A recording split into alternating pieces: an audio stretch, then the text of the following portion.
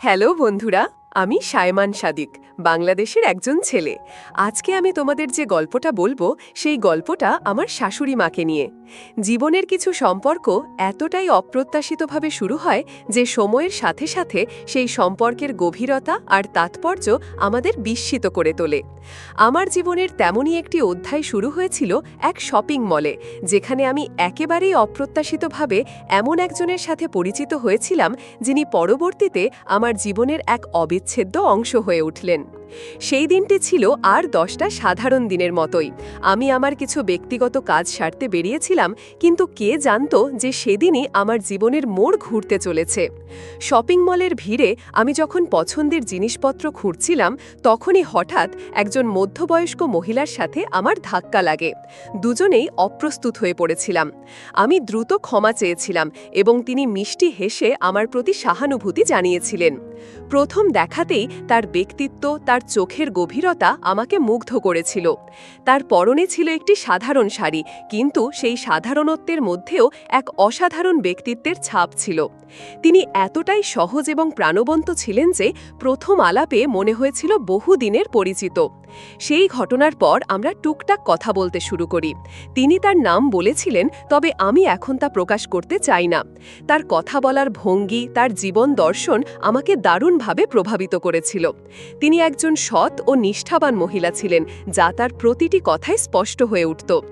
আমাদের সেই সাধারণ কথোপকথন এক গভীর বন্ধনের দিকে মোড় নিচ্ছিল, যা সে মুহূর্তে আমি বুঝতে পারিনি। আমাদের আলোচনায় উঠে আসছিল জীবনের নানা দিক, আমাদের স্বপ্ন, আমাদের চাওয়া পাওয়া। কিছুক্ষণ কথা বলার পর তিনি আমাকে তার বাসায় আমন্ত্রণ জানালেন। প্রথম দিকে কিছুটা দ্বিধা ছিল, কিন্তু তার আন্তরিকতা এতটাই বেশি ছিল যে আমি তার প্রস্তাব প্রত্যাখ্যান করতে পারিনি। তিনি হাসি মুখে বললেন, বাবা, তুমি তো অনেক ভালো মনের মানুষ, আমার বাসায় এসে এক কাপ চা খেয়ে যেও।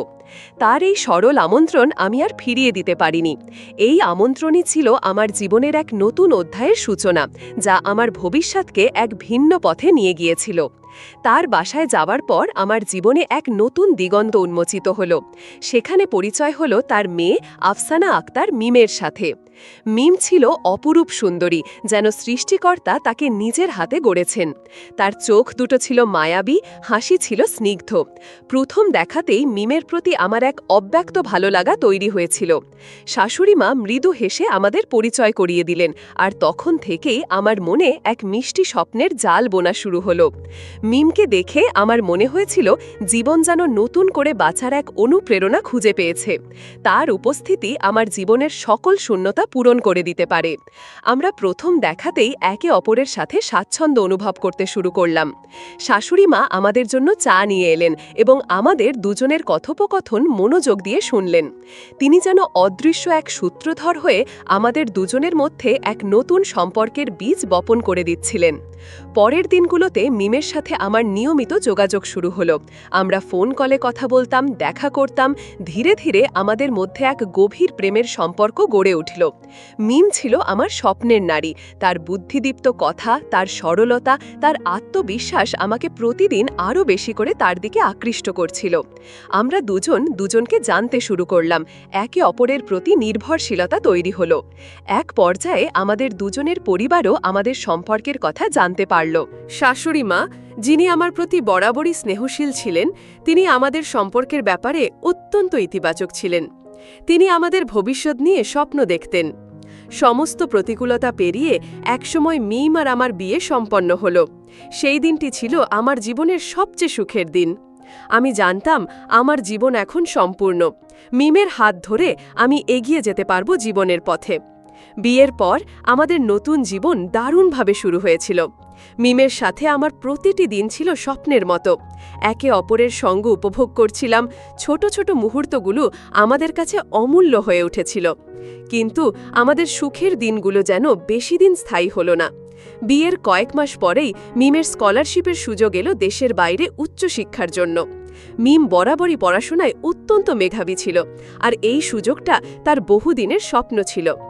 আমার জন্য এটা ছিল একদিকে যেমন আনন্দের খবর, তেমনি অন্যদিকে এক গভীর শূন্যতার পূর্বাভাস। মিমের বিদেশ যাওয়ার প্রস্তুতি শুরু হলো। আমাদের মধ্যে এক মিশ্র অনুভূতি কাজ করছিল। একদিকে তার উজ্জ্বল ভবিষ্যতের জন্য আনন্দ, অন্যদিকে বিচ্ছেদের কষ্ট।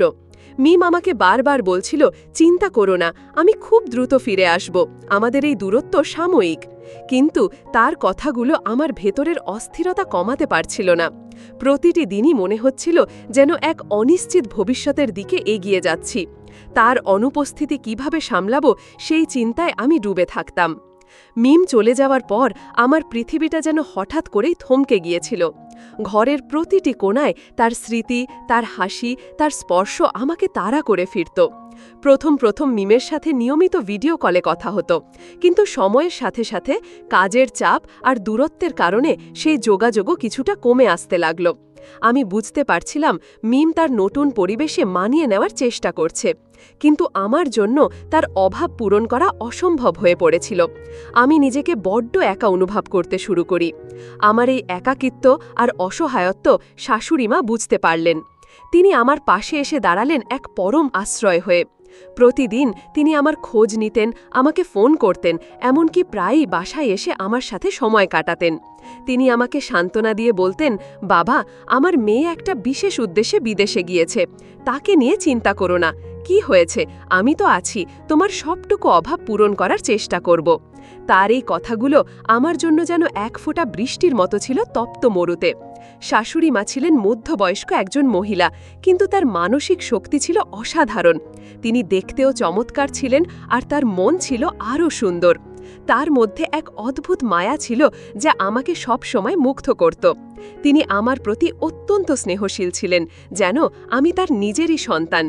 তার উপস্থিতি আমার শূন্য জীবনে এক ধরনের স্বস্তি এনে দিয়েছিল। তিনি আমাকে বোঝাতেন যে এই দূরত্ব সাময়িক, মিম খুব তাড়াতাড়ি ফিরে আসবে। তবে মিমের অভাব পূরণ হওয়া আসলে খুব কঠিন ছিল।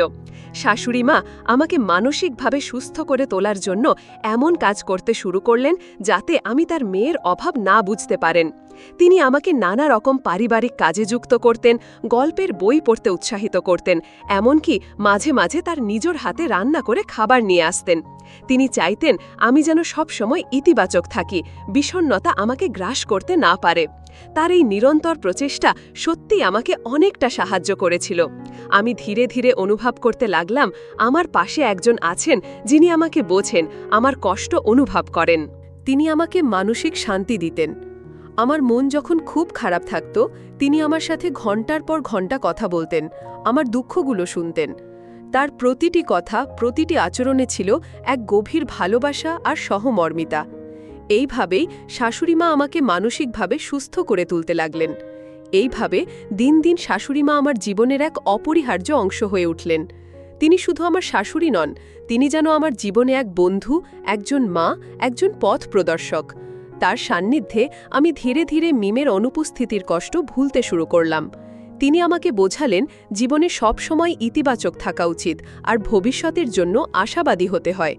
তার এই সমর্থন আমাকে নতুন করে বাঁচার স্বপ্ন দেখিয়েছিল। মিমের অনুপস্থিতিতে আমার মানসিক অবস্থা ক্রমশ খারাপের দিকে যাচ্ছিল।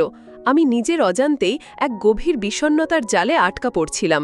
রাতে ঘুম আসত না, দিনে কোনো কিছুতেই মন বসত না, কাজের প্রতি আগ্রহ হারিয়ে ফেলছিলাম, এমনকি বন্ধুদের সাথেও মিশতে ইচ্ছে করত না। আমার এই অসহায় অবস্থা শাশুড়িমা খুব কাছ থেকে লক্ষ্য করছিলেন এবং তিনি অস্থির হয়ে উঠেছিলেন। তিনি বুঝতে পারছিলেন যে আমার এই অবস্থা থেকে মুক্তি পাওয়ার জন্য তার বিশেষ কিছু করা দরকার। শাশুড়িমা আমাকে মানসিকভাবে সুস্থ করে তোলার জন্য নিজের সবটুকু উজাড় করে দিতে লাগলেন। তিনি লক্ষ্য করেছিলেন যে মিমের অভাব আমাকে মানসিকভাবে বিপর্যস্ত করে ফেলেছে, তাই তিনি আমাকে এমনভাবে সঙ্গ দিতে লাগলেন যাতে আমি মিমের অনুপস্থিতি অনুভব না করেন। তিনি প্রতিদিন আমার সাথে কথা বলতেন, আমার দুঃখ, হতাশাগুলো শুনতেন। তার প্রতিটি কথা, প্রতিটি আচরণে ছিল এক অদ্ভুত মমতা এবং সংবেদনশীলতা। তিনি চাইতেন আমি যেন সব সময় হাসি খুশি থাকি। তিনি আমাকে বিভিন্ন রকম পারিবারিক কাজে ব্যস্ত রাখতেন। কখনো আমাকে বাজারে নিয়ে যেতেন, কখনো নতুন রেসিপি তৈরির গল্প শোনাতেন, আবার কখনো পুরনো পারিবারিক অ্যালবাম দেখিয়ে অতীতের সুখ স্মৃতিগুলো মনে করিয়ে দিতেন। তিনি আমাকে বলতেন, বাবা, জীবন থেমে থাকে না, আমাদের জীবনের সব চ্যালেঞ্জ মোকাবেলা করতে হয়। মিম ফিরে আসবে, আর ততক্ষণ পর্যন্ত আমি তোমার পাশে আছি। তার এই কথাগুলো আমাকে শক্তি যোগাত। শাশুড়িমা শুধু কথার মাধ্যমে নয়, কাজের মাধ্যমেও আমাকে মানসিক শান্তি দিতেন। তিনি আমার জন্য পছন্দের খাবার রান্না করতেন, আমার জন্য নতুন পোশাক কিনতেন। ছোট ছোট এই বিষয়গুলো আমার মনকে অনেকটাই প্রফুল্ল রাখত। তার প্রতিটি পদক্ষেপ ছিল আমার প্রতি এক গভীর ভালোবাসার বহিঃপ্রকাশ। তিনি আমাকে দেখাতেন যে আমি একা নই, আমার পাশে একজন আছেন যিনি নিঃস্বার্থভাবে আমাকে ভালোবাসেন। আমার মানসিক শান্তি নিশ্চিত করতে তিনি এমন পরিবেশ তৈরি করতেন যেখানে আমি নিরাপদ ও স্বাচ্ছন্দ্য বোধ করতাম। তিনি আমার সাথে দীর্ঘক্ষণ গল্পের বই পড়তেন, সিনেমা দেখতেন। এই সময়গুলোই আমি যেন আমার সব কষ্ট ভুলে যেতাম। তার সান্নিধ্য আমাকে এমন এক ধরনের স্বস্তি দিত যা আমি আগে কখনো অনুভব করিনি। এটা যেন ছিল এক ধরনের মানসিক নিরাময়। এইভাবে প্রতিদিন আমাদের মধ্যে এক গভীর বোঝাপড়া তৈরি হতে লাগল। শাশুড়িমা আমার কষ্টগুলো নিজের করে নিতেন এবং আমাকে সেই কষ্ট থেকে মুক্তি দিতে চাইতেন। তিনি আমার জন্য এক ধরনের মানসিক অবলম্বন হয়ে উঠেছিলেন। তিনি আমার মানসিক চাপ কমাতে সাহায্য করতেন, আমাকে হাসি খুশি রাখার চেষ্টা করতেন। তার এই নিরন্তর প্রচেষ্টা আমার জীবনকে এক নতুন মোড় দিয়েছিল। শাশুড়ি মায়ের এই প্রচেষ্টা আমাকে অনেকটাই সুস্থ করে তুলল। আমি আবার জীবনে ফিরতে শুরু করলাম। আমার মুখে হাসি ফিরে এলো, কাজকর্মে মন বসতে লাগলো। আমি অনুভব করতে পারছিলাম যে তার ভালোবাসা আর সমর্থন আমাকে এক গভীর বিষণ্ণতা থেকে টেনে তুলেছে। তিনি আমাকে শিখিয়েছিলেন যে জীবনে কখনো একা অনুভব করা উচিত নয়, বিশেষ করে যখন পাশে এমন একজন থাকেন যিনি নিঃস্বার্থভাবে ভালোবাসেন। শাশুড়ি মায়ের নিরন্তর প্রচেষ্টা আর ভালোবাসায় আমি ধীরে ধীরে আমার মানসিক স্থিতি ফিরে পাচ্ছিলাম। তার সঙ্গ আমার জন্য ছিল এক নিরাময়।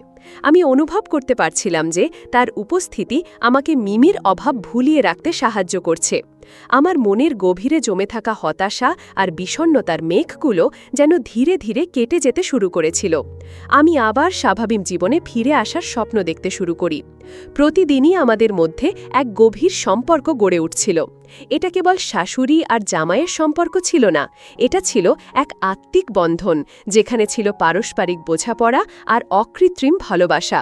শাশুড়ি মা আমাকে মানসিকভাবে চাঙা রাখার জন্য প্রতিদিনই নতুন নতুন উপায় খুঁজে বের করতেন। তিনি আমাকে বলতেন, বাবা, জীবনটা এক চলমান নদী। এখানে কখনো ভালো সময় আসে, কখনো খারাপ, কিন্তু সব পরিস্থিতিতেই আমাদের স্রোতের সাথে মানিয়ে নিতে হয়। তার এই কথাগুলো আমার মনের গভীরে দাগ কাটত। তিনি আমাকে বিভিন্ন রকম সামাজিক কাজেও যুক্ত করতেন। আমরা একসাথে পাড়ার অসহায় মানুষদের সাহায্য করতে যেতাম, মন্দিরে যেয়ে প্রার্থনা করতাম। এই কাজগুলো আমাকে বাইরের পৃথিবীর সাথে সংযুক্ত রাখতে সাহায্য করত এবং আমার একাকিত্ববোধ কমাতে সাহায্য করত। শাশুড়ি মা আমাকে শিখিয়েছিলেন যে অন্যের জন্য কিছু করলে নিজের মনও ভালো থাকে। তার এই শিক্ষা আমার জীবনকে এক নতুন অর্থ দিয়েছিল। শাশুড়িমা আমার সাথে তার নিজের জীবনের গল্পগুলো শেয়ার করতেন। তার সংগ্রামী জীবনের গল্পগুলো শুনে আমি অনুপ্রাণিত হতাম। তিনি আমাকে শিখিয়েছিলেন কিভাবে প্রতিকূলতা মোকাবিলা করতে হয় আর কিভাবে কঠিন সময়েও হাসি মুখে থাকতে হয়। তার প্রতিটি গল্পে ছিল জীবনের প্রতি এক অদ্ভুত ইতিবাচকতা, যা আমার মধ্যে নতুন করে বাঁচার আগ্রহ তৈরি করেছিল। আমি অনুভব করতাম আমি যেন শুধু তার জামাই নই, তার একজন ঘনিষ্ঠ বন্ধুও। এইভাবে মাস পেরিয়ে মাস কেটে যাচ্ছিল। আমি সম্পূর্ণরূপে সুস্থ হয়ে উঠছিলাম, মানসিকভাবে অনেকটাই স্থিতিশীল ছিলাম। শাশুড়ি মা আমার পাশে না থাকলে হয়তো এই বিষণ্ণতা আমাকে গ্রাস করে ফেলত। তার এই নিঃস্বার্থ সেবা আর ভালোবাসা আমার জন্য এক আশীর্বাদ ছিল। আমি তার প্রতি কৃতজ্ঞ থাকতাম, কারণ তিনি আমাকে জীবনের সবচেয়ে কঠিন সময়ে হাত ধরে টেনে তুলেছিলেন। আমার জীবন এখন অনেকটাই স্বাভাবিক ছিল। আমি আবার আমার কাজকর্মে মনোযোগ দিতে পারছিলাম, বন্ধুদের সাথে মিশতে শুরু করেছিলাম। মিমের অভাব এখনও অনুভব করতাম, তবে সেই অভাব এখন আর আমাকে বিপর্যস্ত করত না। আমি জানতাম মিম ফিরে আসবে এবং ততক্ষণ পর্যন্ত শাশুড়িমা আমার পাশে আছেন। তার উপস্থিতি আমাকে সবসময় এক অনাবিল শান্তি দিত। শাশুড়িমা আমার কাছে শুধু একজন আত্মীয় ছিলেন না, তিনি ছিলেন আমার জীবনে এক দেবদূত। তার স্নেহ, তার ভালোবাসা, তার সমর্থন আমাকে জীবনের নতুন অর্থ বুঝিয়েছিল। তিনি আমাকে শিখিয়েছিলেন সত্যিকারের ভালোবাসা শুধু প্রেমিক প্রেমিকার মধ্যে সীমাবদ্ধ নয়, এটি পরিবারের সদস্যের মধ্যেও সমানভাবে বিদ্যমান। তার এই ভালোবাসা আমার জীবনকে পূর্ণতা দিয়েছিল। সময় তার নিজস্ব গতিতে এগিয়ে চলে। শাশুড়ি মায়ের যত্নে আর ভালোবাসায় আমি যখন প্রায় পুরোপুরি সুস্থ, ঠিক তখনই এলো সেই বহু প্রতীক্ষিত খবর, মিম ফিরে আসছে। তার পড়াশোনা শেষ হয়েছে এবং সে খুব তাড়াতাড়ি দেশে ফিরবে। এই খবর আমার জীবনে এক নতুন আনন্দের বন্যা নিয়ে এলো। এতদিন ধরে বুকের গভীরে চাপা পড়ে থাকা একাকিত্ব আর বিষণ্ণতা যেন নিমিষে উধাও হয়ে গেল। শাশুড়ি মায়ের চোখেও আমি এক ঝলক আনন্দ দেখতে পেলাম, যদিও তিনি জানতেন যে মিমের ফিরে আসাতে তার আমার প্রতি যে বিশেষ যত্ন ছিল তার প্রয়োজন আর থাকবে না। মিমের ফিরে আসার তারিখ যত ঘনিয়ে আসতে লাগল, আমার উত্তেজনা ততই বাড়তে লাগল। শাশুড়ি মাও মিমের ফেরার প্রস্তুতিতে ব্যস্ত হয়ে উঠলেন। তিনি আমার দিকে তাকিয়ে হাসতেন আর বলতেন, দেখলে বাবা, আমি বলেছিলাম না মিম খুব তাড়াতাড়ি ফিরে আসবে, এখন তোমার সব দুঃখ শেষ। তার কথায় এক ধরনের স্বস্তি ছিল, যেন তিনি তার দায়িত্ব সফলভাবে সম্পন্ন করতে পেরেছেন। তার এই নিঃস্বার্থ ভালোবাসার জন্য আমি চিরকৃতজ্ঞ থাকব। অবশেষে সেই দিনটি এলো। মিম এয়ারপোর্ট থেকে ফিরল। তাকে দেখে আমার চোখ জলে ভরে উঠল। কতদিন পর তাকে দেখছি। মিমও আমাকে দেখে আবেগ আপ্লুত হয়ে পড়ল। আমাদের দীর্ঘদিনের দূরত্বের অবসান হল। শাশুড়ি মা আমাদের দুজনকে একসাথে দেখে হাসি মুখে দাঁড়িয়েছিলেন। তার চোখে ছিল এক অন্যরকম শান্তি, যেন তিনি তার জীবনের এক বড় দায়িত্ব পালন করতে পেরেছেন। মিমের আগমনে আমাদের বাড়িতে আবার প্রাণের সঞ্চার হল। মিম তার পড়াশোনার অভিজ্ঞতা, বিদেশের নানা গল্প বলতে লাগল। আমি মন্ত্রমুগ্ধের মতো তার কথা শুনতাম। ধীরে ধীরে আমাদের সংসার আবার আগের মতো সুন্দর হয়ে উঠল। মিমের উপস্থিতি আমার জীবনকে আবার পূর্ণতা দিল। সে আমার পাশে থাকায় আমি আবার নিজেকে ভাগ্যবান মনে করতে লাগলাম। আমাদের ভালোবাসার বন্ধন আরও দৃঢ় হল, কারণ আমরা দুজনেই এই দূরত্বের সময় একে অপরের মূল্য আরও বেশি করে বুঝতে পেরেছিলাম। মিমের ফিরে আসার পর আমার শাশুড়ি মা কিছুটা নিশ্চিন্ত হলেন। তিনি আগের মতোই আমাকে স্নেহ করতেন, তবে এখন তার চিন্তার প্রধান কারণ ছিল মিম। আমি লক্ষ্য করলাম তার মুখে এক ধরনের তৃপ্তি ছিল, কারণ তিনি তার মেয়েকে ফিরিয়ে এনে আমার জীবনকে আবার আনন্দে ভরিয়ে দিতে পেরেছিলেন। তার এই আত্মত্যাগ আর ভালোবাসা আমার জীবনে এক অবিস্মরণীয় অধ্যায় হয়ে থাকবে। পরিশেষে বন্ধুরা, আমি তোমাদেরকে বলতে চাই, পরিবারের বন্ধন এবং নিঃস্বার্থ ভালোবাসা জীবনের সবচেয়ে বড় শক্তি। যখন আমরা মানসিকভাবে বিপর্যস্ত থাকি, তখন পরিবারের সদস্যের অকুণ্ঠ সমর্থন আমাদের আবার স্বাভাবিক জীবনে ফিরিয়ে আনতে পারে। শাশুড়ি মায়ের মতো একজন শুভাকাঙ্ক্ষী, যিনি নিঃস্বার্থভাবে অন্যের পাশে দাঁড়ান, তিনি সত্যিই একজন দেবদূতের মতো। ভালোবাসার সম্পর্ক শুধুমাত্র স্বামী স্ত্রীর মধ্যেই সীমাবদ্ধ নয়, এটি পরিবারের প্রতিটি সদস্যের মধ্যে সমানভাবে বিদ্যমান। এই সম্পর্কগুলো আমাদের জীবনে এক নতুন দিশা দেখায় এবং যে কোনো কঠিন পরিস্থিতিতে মোকাবিলা করতে সাহায্য করে। জীবনে সম্পর্কের মূল্য বোঝা এবং একে অপরের প্রতি সহানুভূতিশীল হওয়া অত্যন্ত জরুরি, কারণ এই বন্ধনই আমাদের প্রকৃত সুখ ও শান্তি এনে দেয়। বন্ধুরা, ভিডিওটি ভালো লাগলে লাইক, কমেন্ট, শেয়ার এবং সাবস্ক্রাইব করে আমাকে সাপোর্ট করবেন। ভিডিওটি দেখার জন্য সবাইকে ধন্যবাদ।